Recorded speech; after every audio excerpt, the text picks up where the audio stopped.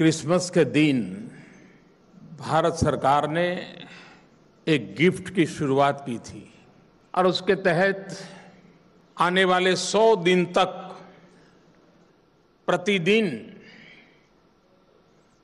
15,000 लोगों को lucky draw के माध्यम से 1,000 रुपया इनाम में मिलने की योजना। और ये उसके लाभार्थी वो लोग हैं जो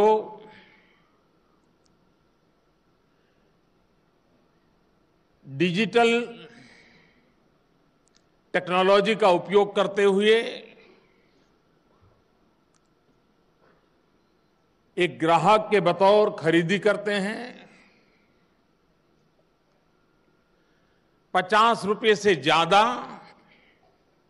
और 3,000 रुपये से कम, ताकि इनाम गरीबों को मिले।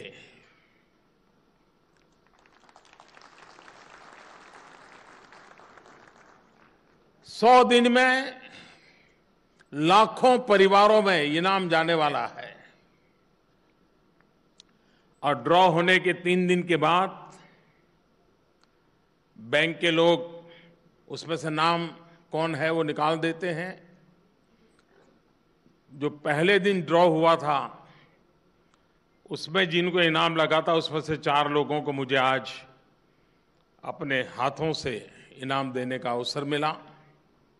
आज 30 तारीख को लकी ग्राहक योजना के साथ साथ डिजी धन व्यापार योजना का भी ड्रॉ हुआ। यह सप्ताह में 1 दिन हो रहा है। आज पहला था और इसमें उन व्यापारियों को प्रोत्साहन देने की योजना है कि जो अपनी दुकान में ग्राहकों को डिजिटल पेमेंट के लिए प्रेरित करें, उनको समझाएं, वो व्यवस्था दें। और 14 अप्रैल बाबा साहब आंबेडकर जी की जन्म जयंती पर एक मेगा ड्रॉ होगा जिसमें करोड़ों रुपयों के इनाम दिए जाएंगे।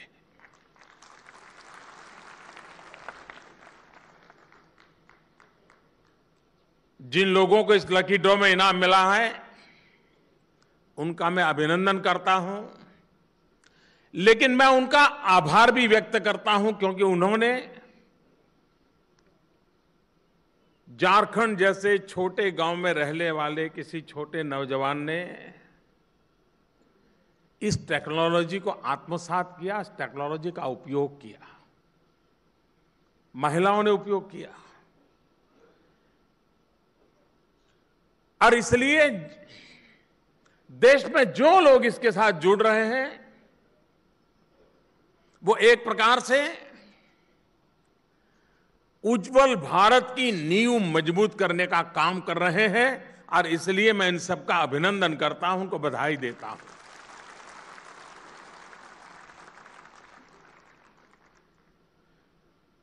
आज एक और काम हुआ, मेरी दृष्टि से यह सबसे महत्वपूर्ण काम हुआ है और वो है एक नई ऐप लॉन्च की गई है जिसका नाम रखा है भीम। बहुत कम लोगों को मालूम होगा जिस महापुरुष ने हमें संविधान दिया वो डॉक्टर भीमराव अंबेडकर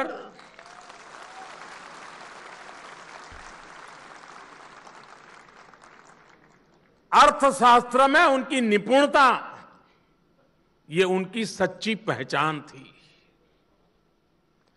और उन्होंने आज से करीब 80-90 साल पहले भारत का रुपया उस पर थीसिस लिखी थी और मुद्रा नीति कैसी हो उस समय जब अंग्रेजों का शासन था, भीमराव अंबेडकर ने विश्व के सामने भारत की मुद्रा नीति के संबंध में एक नएपन से अपने विचारों को प्रस्तुत किया था।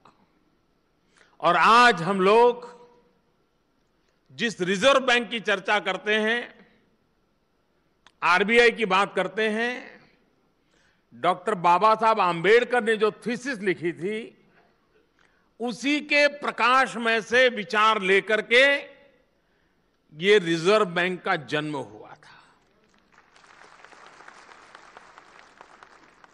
इतना ही नहीं, आजाद भारत में हमारे जो फेडरल स्ट्रक्चर है, राज्य और केंद्र के बीच आर्थिक व्यवस्था कैसे चले, पैसों का बंटवारा कैसे हो, इसके लिए जो फाइनेंस कमीशन की कल्पना हुई है, यह भी बाबा साहब आम्बेडकर, भीमराव आम्बेडकर के विचारों का परिणाम है। कहने का तात्पर्य यह है कि भारत की मुद्रा व्यवस्था में, भारत की सेंट्रल बैंक की कल्पना में, भारत के फेडरल स्ट्रक्चर में, अर्थव्यवस्था के संबंध में किसी एक महापुरुष का स्पष्ट दर्शन था, उत्तम से उत्तम योगदान था। तो उस महापुरुष का नाम है डॉक्टर भीमराव अंबेडकर। और इसलिए आज जो ऐप, और आने वाले दिनों में देखना कि सारा कारोबार,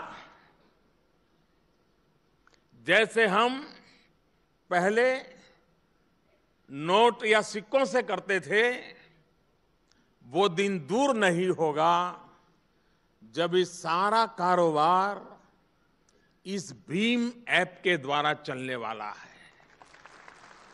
यानी एक प्रकार से बाबा साहब आम्बेडकर का नाम सारी अर्थव्यवस्था के अंदर ये भीम ऐप के द्वारा सेंटर स्टेज में आने वाला है। उसका प्रारंभ आज इस कार्यक्रम के तहत किया है। बहुत ही सरल है। इसे आप डाउनलोड करने के बाद स्मार्टफोन हो, 1000-1200 वाला मामूली फीचर फोन हो, इससे इसका उपयोग कर सकते हैं आप। इंटरनेट होना ही चाहिए, जरूरी नहीं है। और आने वाले 2 सप्ताह के भीतर भीतर एक और काम हो रहा है, जिसकी सिक्योरिटी की चेकिंग की व्यवस्था चल रही है इन दिनों।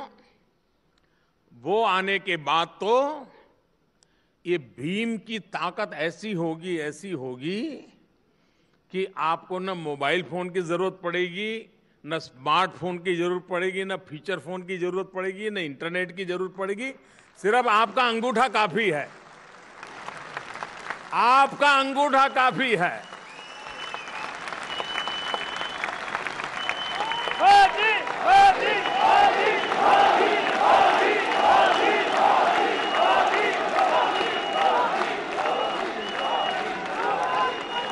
कोई कल्पना कर सकता है, एक जमाना था अनपढ़ को अंगूठा छाप कहा जाता था। वक्त बदल चुका है। अंगूठा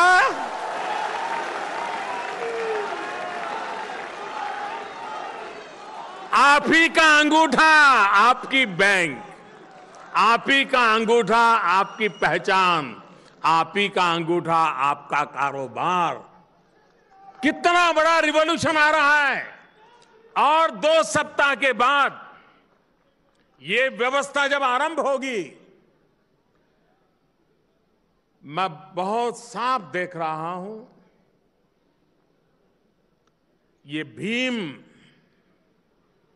दुनिया के लिए सबसे बड़ा अजूबा होगा।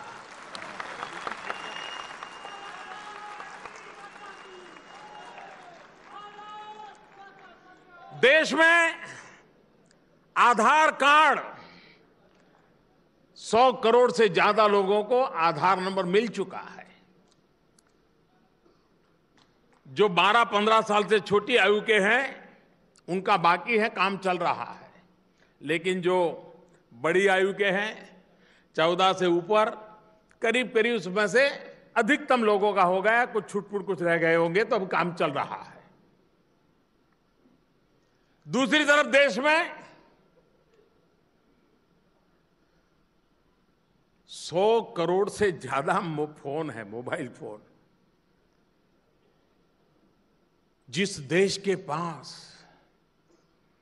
65% नौजवान 35 साल से कम आयु के हो, जिस देश के लोगों के हाथ में मोबाइल फोन हो, जिस देश के लोगों के अंगूठे में उनका भविष्य सुनिश्चित कर दिया गया हो, वो देश एक बार अगर डिजिटल कनेक्टिविटी कर दें तो कितना बड़ा नया इतिहास बना सकता है, ये इसके अंदर आपको दिखाई देगा। विश्व के किसी भी देश के लिए टेक्नोलॉजी के क्षेत्र में कितना ही आगे गया हुआ देश होगा, उनके लिए भी, और इसलिए फिर वे गूगल के पास जाएंगे, गूगल गुरु को पूछेंगे ये भीम है क्या।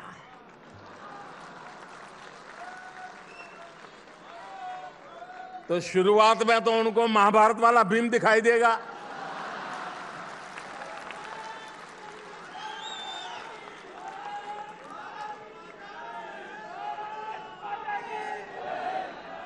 और ज्यादा गहरे जाएंगे तो उनको पता चलेगा हिंदुस्तान की धरती पर कोई भीमराव अंबेडकर नाम के महापुरुष हो गए। भारत रत्न भीमराव अंबेडकर।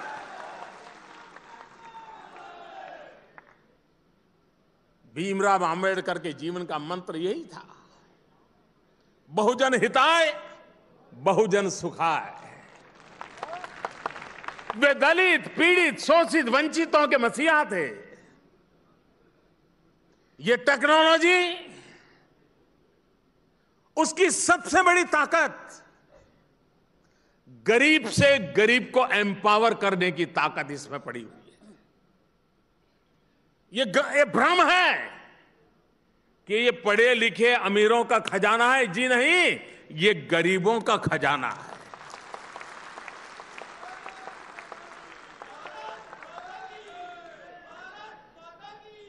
ये ताकत गरीब को देने वाला है, छोटे व्यापारी को देने वाला है, दूर सुदूर गांव में रहने वाले किसान को देने वाला है, जंगलों में जिंदगी गुजारने वाले आदिवासी को देने वाला है।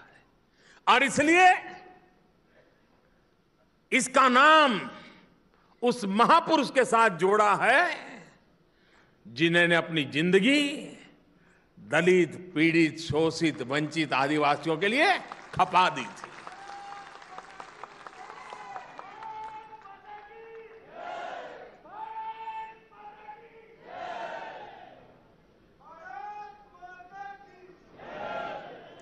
शुरू में कभी कभी लगता है आज भी दुनिया के कई समृद्ध देश हैं, पढ़े लिखे फॉरवर्ड कंट्रीज हैं, उनको जब पता चलता है कि हिंदुस्तान में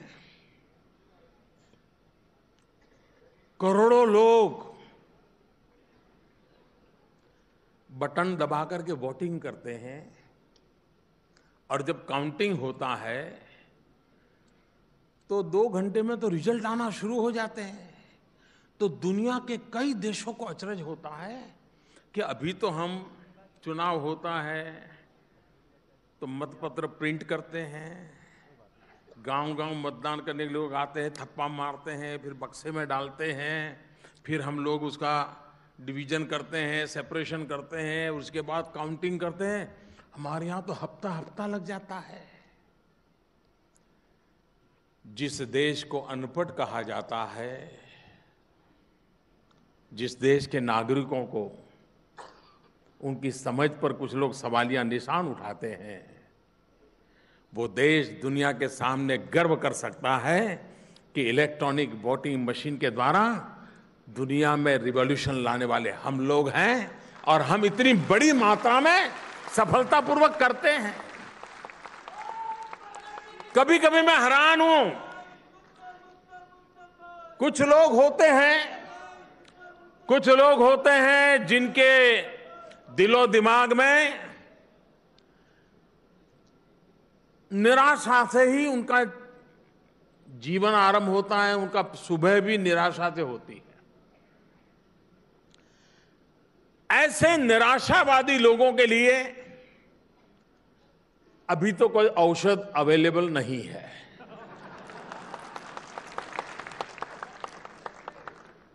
तो ये निराशावादी लोगों को उनकी निराशा उनको मुबारक।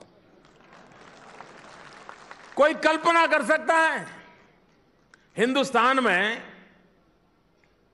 एक जमाना था, आप लोगों ने पुराने जमाने की मूवी देखी होगी, तो शेयर मार्केट में व्यापारी इकट्ठे होकर के चिल्लाते थे, ऐसे ऐसे उंगलियां कर करके वो अपना शेयर बाजार में दाम बोलते थे और उसको लिखने वाले फिर दूर से तय करते, हाँ ये वो बोली बोल रहा है, वो ये बोली बोल रहा है।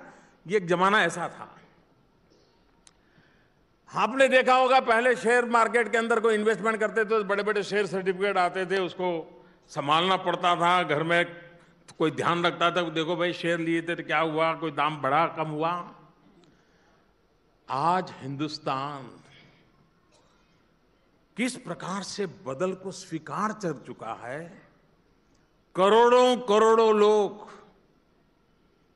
स्टॉक मार्केट से, डीमैट अकाउंट से अपना पूरा कारोबार ऑनलाइन करते हैं। मध्यम और निम्न मध्यम वर्ग के लोग उसमें अपना इन्वेस्टमेंट करते हैं और वे कोई कागज का टुकड़ा नहीं, अरबों खरबों रुपयों का कारोबार चल रहा है।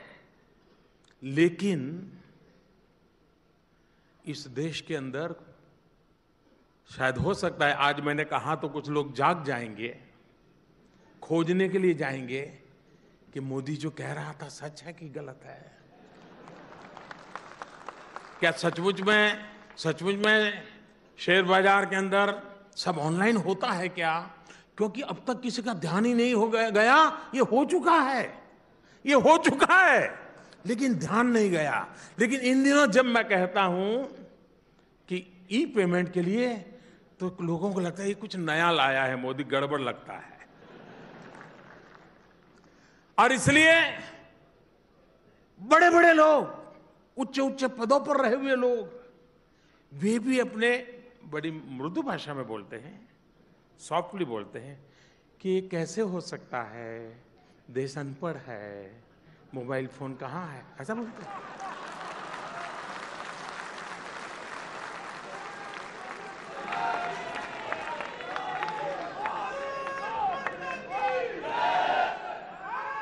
इसलिए ये निराशा में पले बड़े लोगों के लिए मेरे पास कोई औषध नहीं है, लेकिन आशावादी लोगों के लिए मेरे पास हजारों अवसर है।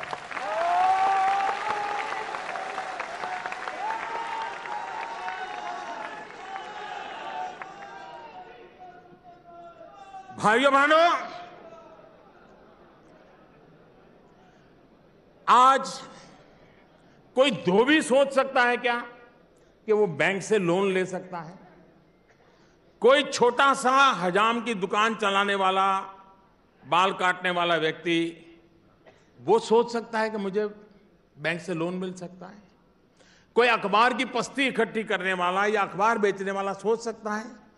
वो कल्पना ही नहीं कर सकता कि बैंक में मैं जाऊंगा पैसे मिल सकते हैं, सोच ही नहीं सकता, क्योंकि हमने हालत ऐसे बना के रखी। ये जो मैं डिजिटल पेमेंट की बात करता हूं, वो कैसा रिवॉल्यूशन लाएगा। और जब ये भीम सामान्य नहीं है।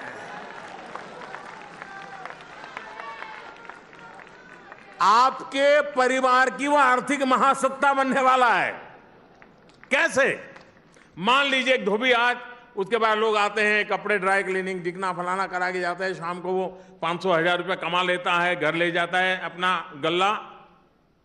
लेकिन जिस दिन वो डिजिटल पेमेंट लेना शुरू करेगा तो उसका पूरा ट्रैक रिकॉर्ड तैयार हो जाएगा। उसका मोबाइल फोन बोलेगा कि रोज का 800-1000 रुपया आते हैं, 100-200 रुपया बचते हैं। फिर उसको बैंक से अगर लोन लेना होगा तो बैंक को कहेगा, देखो भाई मेरे मोबाइल चेक कर लीजिए, मेरे अकाउंट में इतना पैसों की लेन देन चलती है, अब मुझे जरूरत है 5000 रुपया चाहिए, दे दीजिए।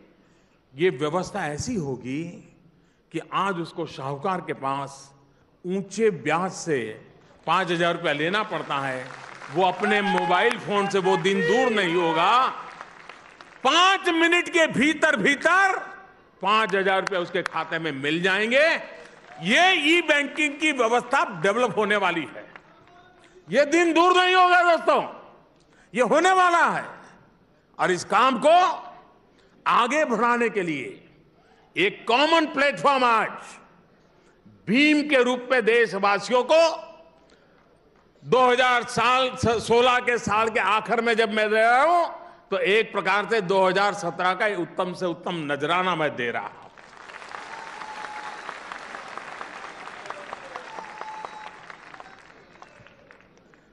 भाइयों बहनों, आज से 3 साल पहले के अखबार उठा लीजिए,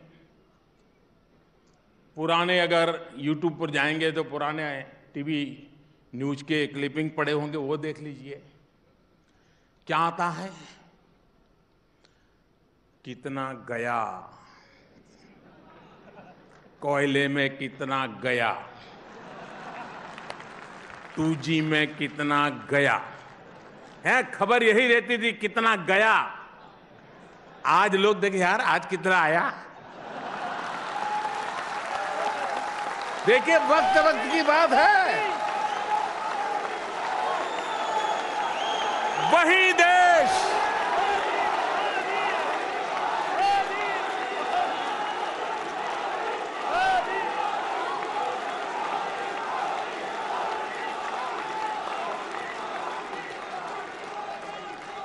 यही देश, यही लोग, यही कानून, यही सरकार, यही फाइलें, यही नियम, वो भी एक वक्त था जब गए की चर्चा होती थी।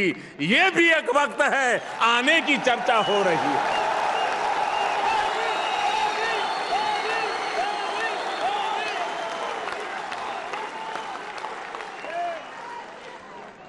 लोग हिसाब लगा रहे हैं, मंडे को इतना आया था, ट्यूसडे को कितना आया। अगर भाइयों बहनों देश के गरीबों के लिए अगर जज्बा हो, उनके प्रति समर्पण हो, तो सब चीज अच्छी करने के लिए ईश्वर भी ताकत देता है।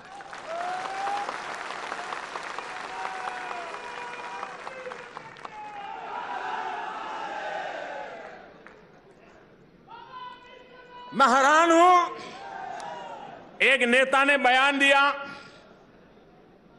उन्होंने कहा खोदा डूंगर और निकाली चूहिया। भाई मुझे चूहिया ही निकालनी थी, वही तो सब खा जाती है चोरी छुपी से।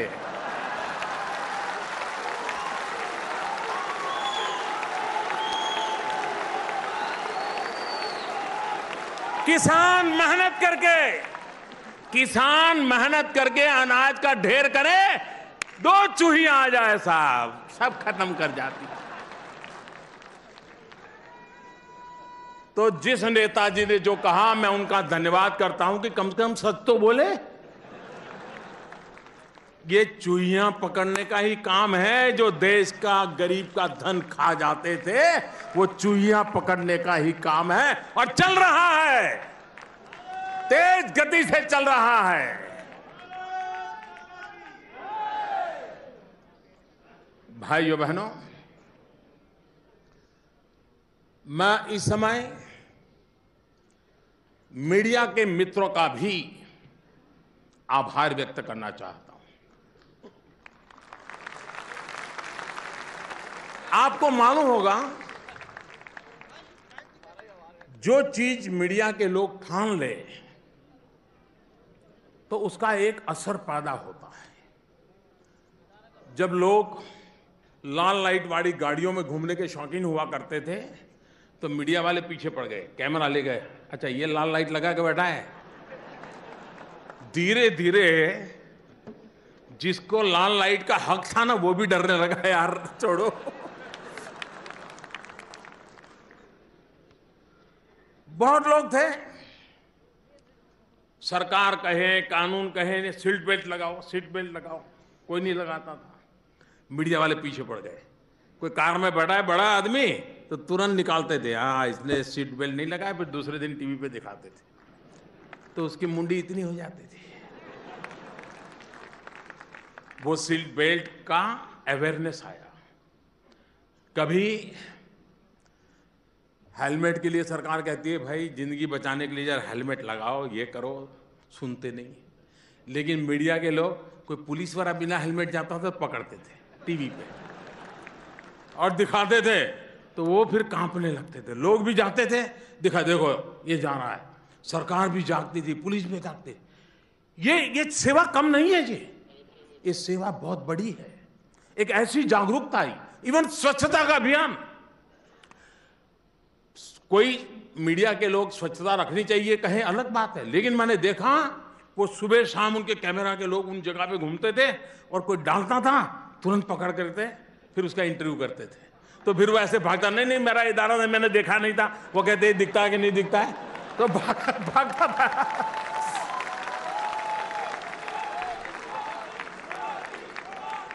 देखिए, मैं मानता हूं हमारे देश के इलेक्ट्रॉनिक मीडिया ने, ऐसे तो मैं ढेर सारी चीजें गिना सकता हूं क्योंकि मैं आशावादी सोच वाला इंसान, तो मुझे उसमें अच्छा दिखता है। कुछ लोगों को शिकायत करने का मन करता है कि ऐसा क्यों करते हैं, मुझे नहीं करता है, मुझे लगता है अच्छा करते हैं। और इसलिए आने वाले दिनों में मीडिया बहुत बड़ी सेवा कर सकता है। पिछले 50 दिनों देखा होगा आपने, मैं भाषण करता था कि डिजिटल करना चाहिए, मोबाइल करना चाहिए, तो मुझे दिखाते थे और बगल में कोई पैडल रिक्शा वाले को पूछते थे कि तेरे पास मोबाइल है? वो कहता था नहीं। तुम कैशलेस जानते हो? बोले नहीं। फिर वो मुझे, है मोदी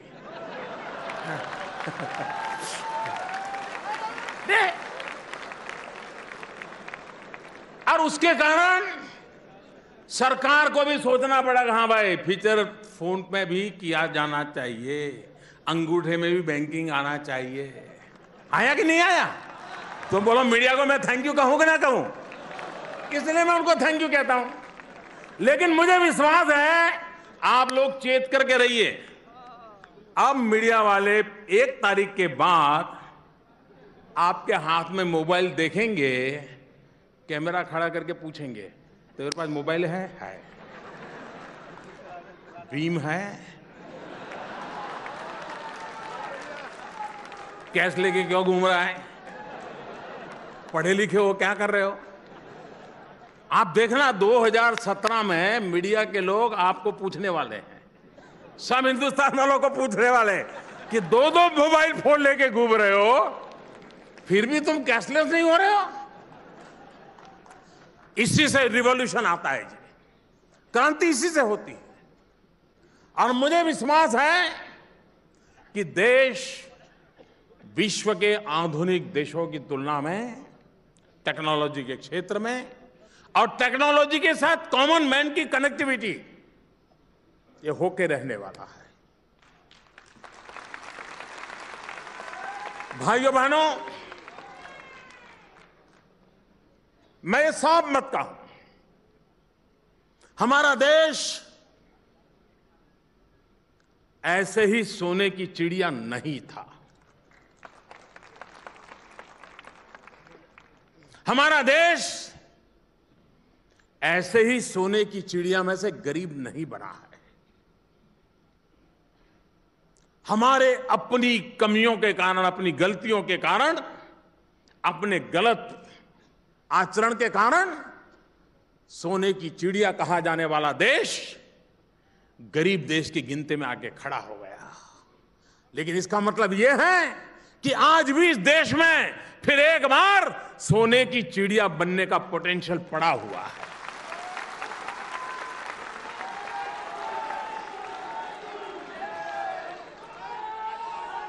इस सपने के साथ, इस विश्वास के साथ क्यों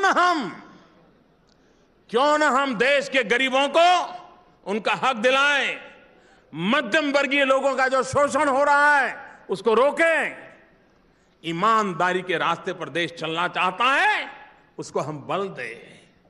भाइयों बहनों, मैं जानता हूं आज लोग इसका मूल्यांकन करने की न हिम्मत करेंगे, न ही शायद उतना सामर्थ्य होगा, लेकिन वो दिन दूर नहीं होगा जब इस सारे घटनाक्रम का मूल्यांकन होगा, इतिहास की तवारीखों में जब मढ़ा जाएगा, तब एक बात उजागर होने वाली है। हमारा देश, कभी कहा जाता था यूनान मिस्र मिट गए, लेकिन क्या बात है कि हस्ती मिटती नहीं हमारी। ये वो कौन सी बात है, ये कौन सी बात है कि हस्ती हमारी मिटती नहीं। भाइयों बहनों, आप अपने कार्यकाल में भी देखा होगा, जो छोटी आयु के हैं उन्होंने भी देखा होगा, जब भी हमारे देश में कोई बाहरी हमला होता है, कोई बाहरी जुल्म होता है, कोई बाहर से कुछ कह देता है, तो पूरा हिंदुस्तान एकजुट होकर के उसके खिलाफ मुकाबला करने के लिए तैयार हो जाता है। ये हमने कई बार देखा है, लेकिन पहली बार इस देश ने इस बात को अनुभव किया है, और जो इतिहास में स्वर्णिम अक्षरों से लिखा जाएगा, यह देश अपनी अंदर की बुराइयों को खत्म करने के लिए एक हुआ। दोस्तों, अपने आप से लड़ने के लिए एक हुआ, अपने आप से लड़ने के लिए आगे आया, अपनी बुराइयों को परास्त करने के लिए 125 करोड़ देशवासी इतना कष्ट झेलने के लिए आए। तकलीफ के बाद भी हंसते हुए कहें, भाइयों बहनों, यही तो इस देश की ताकत है कि हम अपनी बुराइयों को खत्म करने के लिए खुद होकर के आगे आते हैं, समय मिलते ही निकल पड़ते हैं और करके रहते हैं। ये 8 तारीख के बाद देश ने इस ताकत का दर्शन कराया है, जो देश की अनमोल ताकत है। अपनी बुराइयों के खिलाफ लड़ना यह सामान्य बात नहीं है। 125 करोड़ देशवासी, और यह भी सही है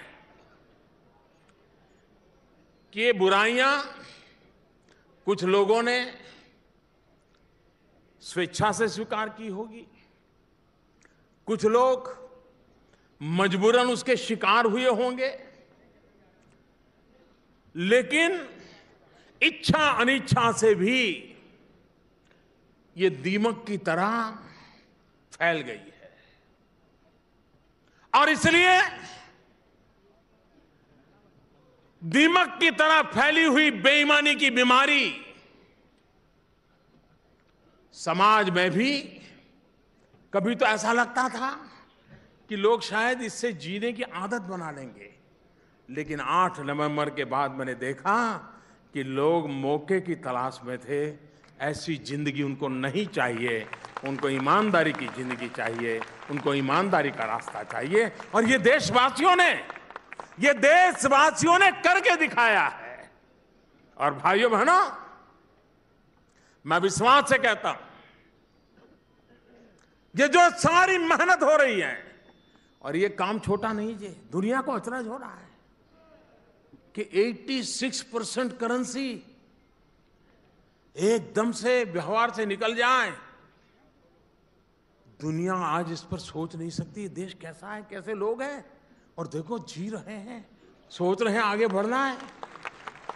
ये देश की कोई सामान्य ताकत नहीं है, और ये ताकत देशवासियों ने दिखाई है, और यही ताकत है जो आने वाले दिनों में देश को आगे ले जाने वाली है। भाइयों बहनों, और मेरा मत है इस देश के धन पर, इस देश की संपदा पर, इस देश के गरीब का हक सबसे पहले होना चाहिए। गरीबी के खिलाफ लड़ाई नारों से नहीं होती है। आप देखिए, मैंने देशवासियों से एक प्रार्थना की थी, कहा था कि आप अगर आर्थिक रूप से अगर आपको ज्यादा नुकसान नहीं होता है तो आप एलपीजी की सब्सिडी छोड़ दीजिए। यह देश जो कभी 9 सिलेंडर और 12 सिलेंडर पर 2014 के चुनाव का एजेंडा लेके चल रहा था, एक पार्टी इस बात के मुद्दे पर चुनाव लड़ रही थी कि 9 सिलेंडर देंगे कि 12 सिलेंडर देंगे।